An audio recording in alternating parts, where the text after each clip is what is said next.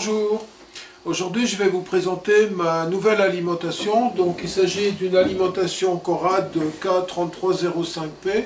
Alors c'est une alim qui a deux sorties 0,30 volts 5 ampères qu'on peut mettre en série en parallèle et une sortie 5 volts 3 ampères. Donc c'est une alim qui est capable de débiter 315 watts avec les 5 volts 3 ampères. Et vous pouvez sortir 60 volts 5 ampères ou 30 volts 10 ampères. Alors vous allez me dire pourquoi acheter une nouvelle alim alors que j'en avais déjà deux ou trois. Eh bien c'est simplement parce que dans les projets à venir, donc que je suis en train de développer, j'avais besoin d'une alimentation plus puissante que celle dont je dispose. Donc voilà. Alors bien entendu dans la description de la vidéo vous trouverez le lien qui pointe vers cette alimentation ainsi que son fournisseur, qui est toujours le même, c'est l'eShop. Et on va voir ensemble si les caractéristiques qui sont sur le papier correspondent à la réalité. Voyons tout d'abord la présentation de l'appareil. Alors on a une alimentation qui mesure 25 cm de large, 14 cm de haut pour 37 cm de profondeur. Le tout avec un poids de 10 kg. En effet, c'est une alimentation linéaire, donc ce n'est pas une alimentation à découpage. Et donc elle possède un gros transformateur, ce qui explique son poids. Alors tout d'abord, il faut savoir que cette alim peut être livrée avec soit des bornes à vis, comme c'est ici, soit des bornes de sécurité, comme on a sur les multimètres, et donc qui permettent de mettre ce genre de connecteur.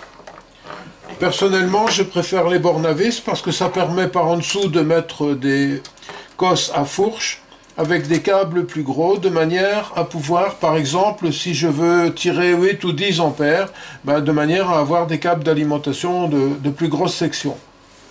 Alors au niveau des réglages, on a deux boutons, un pour régler la tension, l'autre pour régler le courant. On a aussi 5 canaux de mémorisation de setup, donc vous pouvez avoir 5 setups différents qui sont mémorisés. Alors pour les réglages de la sortie, vous sélectionnez par exemple, donc je vais faire pour le canal 1, mais c'est exactement pareil pour le canal 2. Vous sélectionnez le canal 1, vous pouvez régler la tension, par exemple je vais mettre 15 volts. Ensuite vous appuyez une deuxième fois sur canal 1, vous pouvez régler le courant, je vais mettre 1,5 ampère. Voilà. Vous attendez que la lime arrête de clignoter. Et ici on a stocké le setup dans la mémoire numéro 5. Si je rappelle la mémoire numéro 5, j'ai 15 volts, 1,5 ampère. Alors, pour le deuxième canal, c'est exactement pareil. Donc, dans un setup, vous stockez les informations que vous avez mises dans les deux canaux.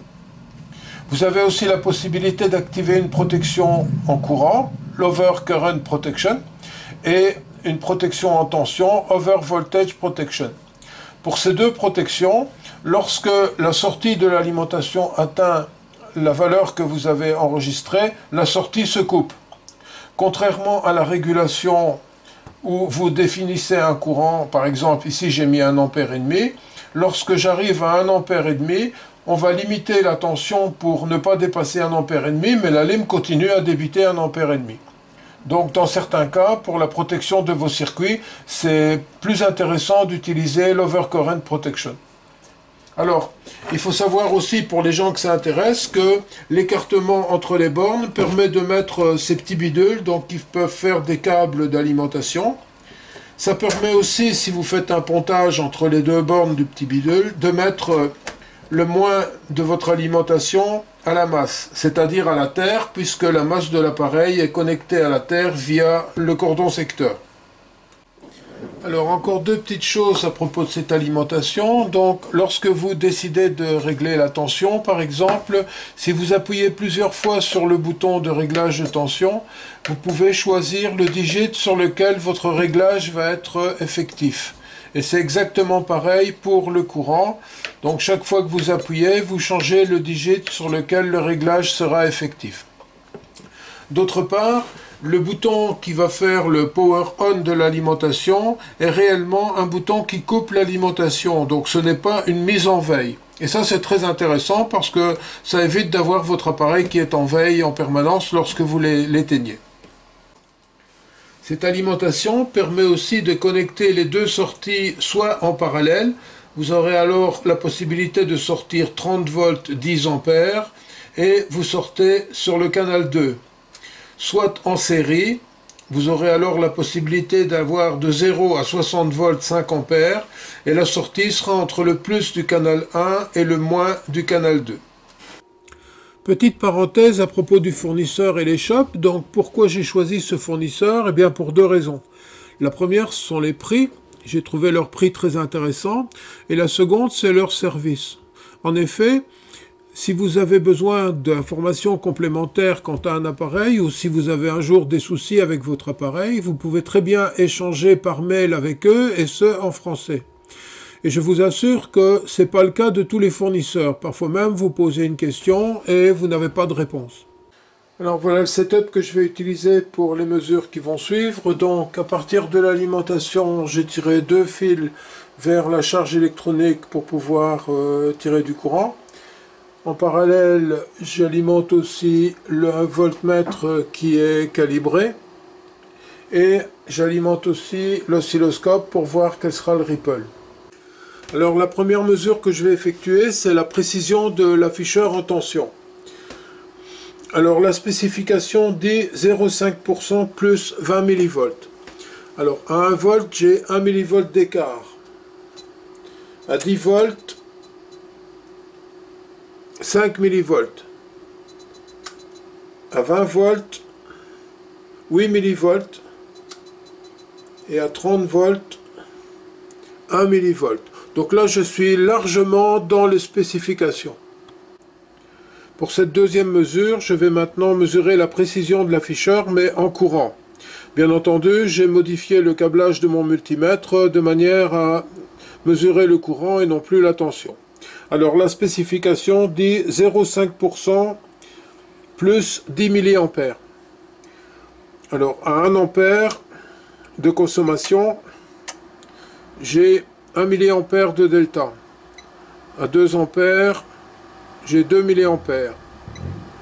3 ampères, 3 mA. 4 ampères, 3 mA. 5 ampères, j'ai 4 mA de delta. Donc je suis parfaitement dans les spécifications du fabricant. La mesure suivante, c'est la mesure de ripple, donc l'ondulation résiduelle à la sortie de la lime.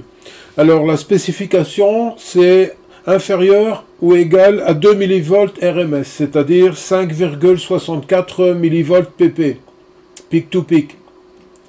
Alors on voit ici qu'au niveau de la basse fréquence, donc le ripple 100 Hz, on a une mesure de 2,6-2,7 mV. Mais le tout est noyé dans un bruit HF. Et je vous rassure tout de suite, ce bruit HF ne vient pas du tout de l'alimentation. C'est-à-dire que si je coupe la lime, je garde toujours ce bruit HF. Donc c'est l'environnement de mon labo qui est un peu pollué par la HF.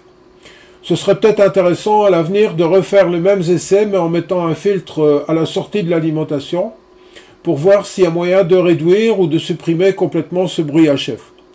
Mais en ce qui concerne l'ondulation résiduelle de l'alimentation, on est tout à fait dans les spécifications puisque je mesure 2,6-2,7 mV peak to peak, alors que le fabricant dit maximum 5,64. Les deux mesures qui vont suivre ne font pas vraiment partie des spécifications de l'appareil. C'est-à-dire que je vais voir à quelle vitesse l'alimentation peut récupérer d'un changement brutal de consommation. Donc on a l'alimentation qui est réglée à 30 volts, pour l'instant avec une consommation de 0 ampère. Ce que je vais faire, j'ai réglé ma charge électronique à 5 ampères, c'est-à-dire consommation maximum. Et je vais voir en combien de temps l'alimentation va pouvoir récupérer sa tension d'alim. Donc bien entendu, on va avoir une chute de tension au moment de la commutation, mais on va voir combien de temps il faut à la lime pour récupérer. Alors top, voilà, donc on voit qu'effectivement on a eu une chute de tension, et puis il faut un certain temps à la lime pour revenir à sa tension d'alimentation, 30 volts. Alors je mets les curseurs. Et on voit que la chute de tension est de l'ordre de 3,2 volts, c'est-à-dire à peu près 10% de la tension d'alimentation, puisque je suis à 30 volts. Et on voit qu'il a fallu à l'alimentation 18 millisecondes, 18,2 exactement, pour récupérer ces 30 volts de sortie. alors que la spécification du fabricant donne, lors d'une charge de l'ordre de 10%, c'est-à-dire 0,5 ampères, maximum 100 millisecondes de récupération. Donc on est largement dans les clous, alors que ici, en fait, la charge fait 5 ampères et non pas 0,5 ampères. Alors pour cette seconde mesure, on fait le même test mais à l'envers, c'est-à-dire qu'on a pour l'instant la lime qui tire 5 ampères et on va couper la charge électronique pour voir combien de temps il faudra à l'alimentation pour récupérer. Top. Donc on voit ici qu'effectivement on a eu une remontée de l'alimentation et puis il lui faut un certain temps pour revenir à ces 30 volts. Alors je mets les curseurs. On voit que la pointe de tension est de l'ordre de 600 millivolts et qu'il aura fallu à l'alimentation à peu près 4,7-4,8 millisecondes pour récupérer ces 30 volts. Donc ça c'est à la coupure de la charge. Donc on part de 5 ampères de consommation vers 0 ampères de consommation.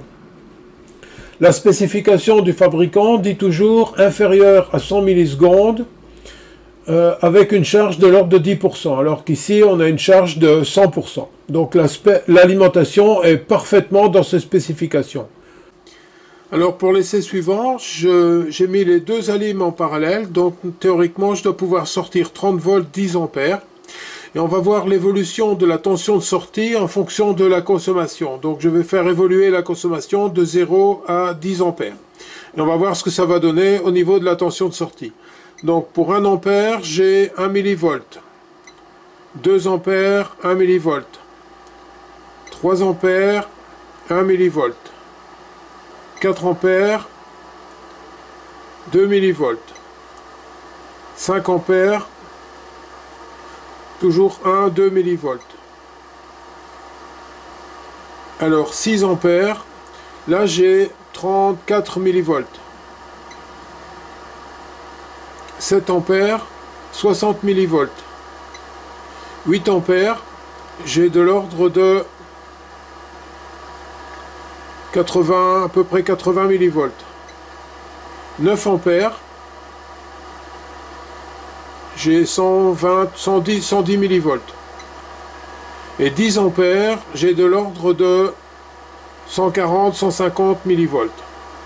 Alors le même essai, mais avec les deux alimes en série. Donc la lime va sortir 60 volts et je vais faire varier le courant de 0 à 5 ampères. Et on va voir l'évolution de la tension de sortie. Donc on voit ici qu'à 60 volts, j'ai déjà un petit delta de 2 millivolts. Alors avec 1 ampère de consommation, j'ai 4 millivolts. 2 ampères, j'ai 36 millivolts. 3 ampères, j'ai 48 millivolts. 4 ampères, 60 millivolts. 5 ampères, 70 millivolts. Donc là, on est largement dans les clous. Pour la dernière mesure, on va tester la sortie 5 volts 3 ampères. Donc pour l'instant, j'ai 0 de consommation et j'ai 4,996-997. Donc j'ai 3-4 millivolts d'écart. Alors 1 ampère de consommation, on a 2 millivolts de chute. 2 ampères, on a 3 millivolts de chute. 4 ampères, on a 4 millivolts. Et la spec est à 50 millivolts. Donc là, on est largement dans les clous. Alors voilà la bête ouverte. Donc tout d'abord, on a le gros transformateur qui prend quand même pas mal de place.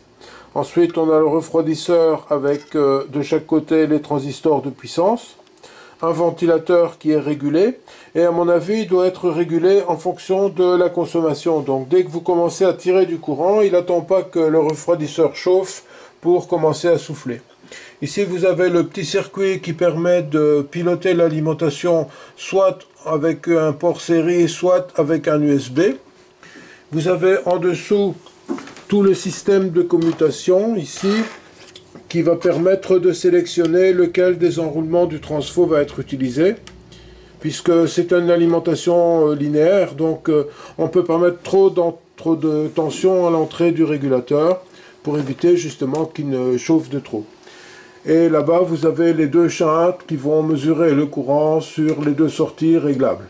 Il n'y a pas de chaîne pour le 5 volts étant donné qu'il n'y a pas d'affichage. Voilà, c'est très propre. Il n'y a rien à redire au niveau de la fabrication. C'est une alimentation qui a un très bon rapport entre la qualité et le prix. Je trouve que pour à peu près 200 €, vous avez une alimentation de 315 watts. Ce qui est vraiment pas mal du tout. Ainsi s'achève cette présentation de ma nouvelle alim. Alors, je vous avais dit dans la présentation que j'avais besoin de cette alim pour me délivrer un courant de 8 à 10 ampères sur une tension comprise entre 15 et 30 volts. Donc cette alim répond parfaitement à mes besoins et elle répond aussi parfaitement aux spécifications du fabricant. Alors bien entendu, comme d'habitude, dans la description de la vidéo, vous trouverez un lien qui pointe vers l'alimentation et son fournisseur.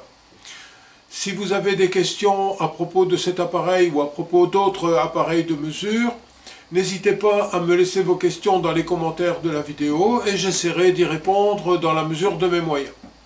D'ici à ce que je vous lise, je vous souhaite une bonne réussite dans vos projets et à bientôt pour une autre vidéo.